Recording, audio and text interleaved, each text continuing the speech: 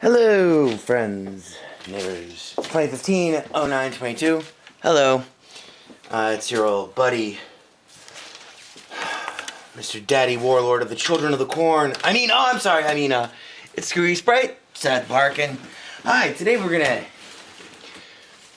going to write a tune using a monophonic synthesizer that fits in your pocket.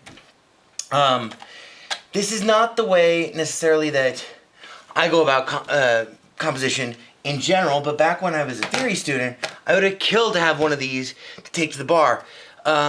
We'll get more into this in a moment, but first we got to figure out our chord structure. And this is not normally the process I use. Alexa, set timer 10 minutes. Okay. 10 minutes. Hopefully you can see this. What we're going to do here... Oops, we ran out of room. Well, yeah, let's try this one more time. Hopefully this is big enough that you can see it. Cool, here we go. We're going to be in 4/4, so there's bar 1, bar 2, bar 3, bar 4. And we're going to have the same thing down here. Now, monophonic synthesizers, by their very nature, can't play chords. And, back when I was a theory student, you get very good at doing this in your head. The chord structure that we're going to outline here is just going to be fairly generic, I hope. Let's see, C minor. I have 2 bars of C minor. Fine, we'll just go 2-5-1. D diminished, and G7, and then I have C minor, F minor just for fun. And then we'll have 2 beats of that, and then A flat 7, and we'll have G7 for a turnaround, and right here it's going to go to C7, C major 7, C dom 7, because then we're going to have our B section, and our B section will be an F minor, so 1, those are bars. Now, essential things that you need for this. You don't need a Sharpie, but you do need manuscript paper, whiskey, and the will to live in a world that is filled with hope and the promise of a better future.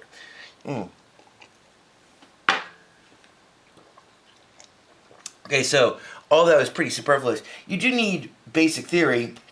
And normally I would work out the structure for a tune, if I'm actually writing something that's, whatever, sitting at the piano, and I would, but we're going fairly generic here, so why not just, we could just transpose this for our B section, we'll call this A. Anyway, so I have 2 bars of F minor, and then we'll have D flat 7, C7, and then we will have F minor, and then what are we going to do to get back in? We'll go A flat,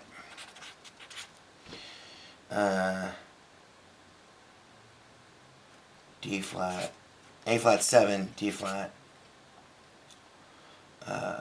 Oops, no, we don't want D flat there. We want A flat 7.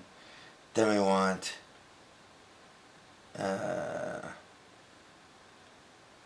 D7, G7, and then we go back to top. So now we have like ABA, and we'll have ABAA. We should write out a coda, but that's not what we're here for.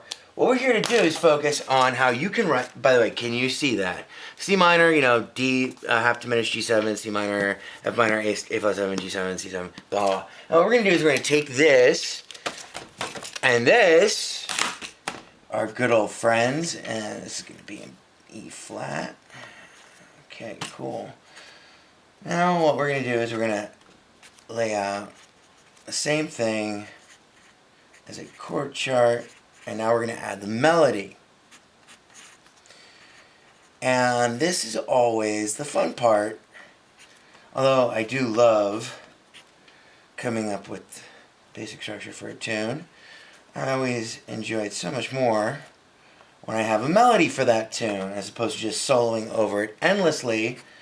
This is the kind of structure that I would normally use for if I'm working with on my synth workstation or whatever, and I want to come up with something for a new patch that I have with, like, you know, a nice little drum loop or whatever, and I have like a very basic idea of what the overall tune is going to be, and I don't really need a melody, because when you're working with synthesizers, you know, you have all this extraneous shit. Well, we want a melody here, so we're going to actually do a melody. Alright, so we put our B. I have no idea if you can see any of this, but that's not important, really. C7. Okay, cool. Turn around. F minor. D flat 7. Whoa, D flat 7. C7. I know this is not the most exciting portion of this video, but whatever, it has to be done. So that our roadmaps are the same. G7 and to top. And we'll just leave to top there. What we want is, you know, we got 4, 4, 4, 4. We want 8 more bars. Well, 16 more bars. We want 32 bars. But this is okay. And I always date everything I do. And after you've ran, you know, several hundred things, you'll always be glad that you dated them. And then also putting SB underneath it, even though we don't have a title for it. So now, let me make sure that we're still recording. Cool. Let me see if you can actually see any of this. Okay, cool. Yeah, you can. You can kind of see that. So now, one of the things that is required of, you know, for doing this is, you know, pretty solid theory and a very good understanding of standard notation and lots of practice. Practice makes perfect. Perfect practice makes perfect, but even imperfect practice makes you better. So what we have here is a thing called a stylophone. And a stylophone, and this is a new thing to me, this was $20 on Amazon. Got a little metal tipped pen and a little keyboard here. Can you see the keyboard? It has 3 little patches, 3 little sounds, you know, voices, whatever. We're going to turn it on. It has a headphone out. This is important to me because that means I can use this at the bar. So, like, let's say you're, okay, so we have a C minor chord, so we want,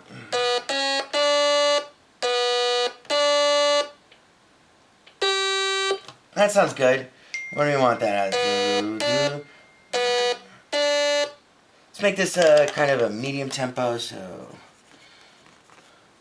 let me, medium, maybe fast actually. Fast might be even better. Fast is always good. So we had, what? Oh, no, we did not have a G, we had an A flat.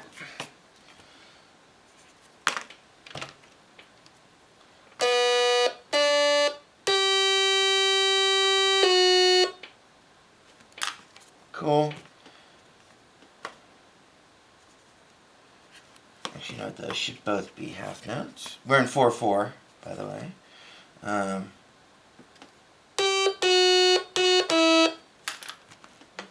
Quarter note, quarter note. We'll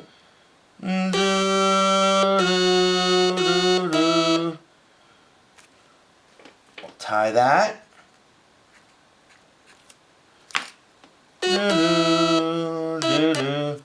And we'll make this a G7 augmented. Just doing like a little kind of suspension-esque thing here. Oh, whoa. So that'd be E flat. And then we'll repeat that more or less. That's bad copying, Seth! You're a bad copyist. Naughty copyists do not get to eat. Although now there are no such thing as copyists, so it's a different world, man. It's a different world, son bitch. Alright, so we got boo ba ba ba ba ba ba ba. Boo. Let's make this different. Let's make the second 4 bars different. Do do do.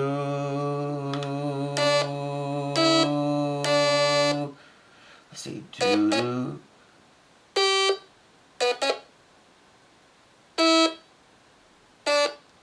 Do do do do do do do. And I forgot to add our C minor there. So we have a D and then a C.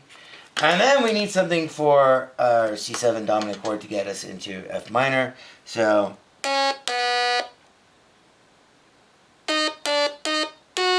that's always good.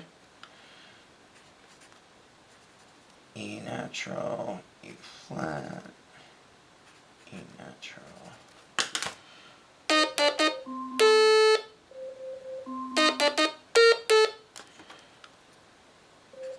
Alexa, stop. That's our timer telling me that I'm out of time, but we'll prolong this for just one more moment. We're gonna make those 8th notes.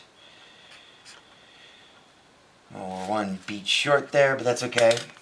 So what we have here is 1 and 2 and 3 and 4 and 1 and 2 and 3 and 4 and 1 and 2 and 3 and 4 and 1 and 2 and 3 and 4 and 1 and 2 and 3 and 1 and 2 and 3 and 4 and 1 and 2 and 3 and 4 and 1 and 2 and 3 and 4 and 1 and 2. This is our 1 and 2 and 1 and 2. 1 and 2 and 3 and 4 and bum bum. And that's going to sound actually probably maybe pretty cool. And then we're off to the races, more or less. We're at a tie there because we want to keep our 3rd beat. You know, blah. And then we can do our B section and etc. This is a very useful, what I'm trying to say here is this is a very little useful tool. If you want a pocket pitch reference that you can work with in a physical way that doesn't require having to set up another screen. And if you still write music the good old-fashioned way using standard notation and a piece of manuscript paper, I don't always write it with a clipboard, but that's how I write. That's how I've written everything, more or less everything good that I've ever written. Standard notation, hell of a thing. Stylophone, $20, Amazon. It has this MP3, which is actually an in, so that you can and it'll play through the speaker, so you can plug in an MP3 player and make it play a song, that you have on your MP3 player, and it'll play it through here, and you can still play with the keyboard. Anyway, hope that helps. I'll work this up a little bit on the keyboard, on the actual piano and stuff, and maybe we'll end up with something usable that I'll record a second video follow up to this so that you can see. But really, all you need.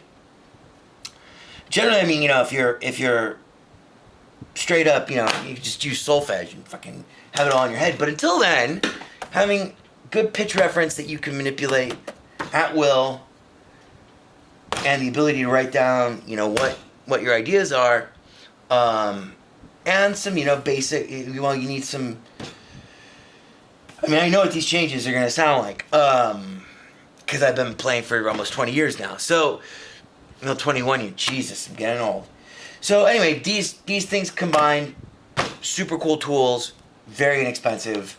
And I also like working with a monophonic synthesizer of any kind. I mean, I can punch one up in my synth studio or whatever.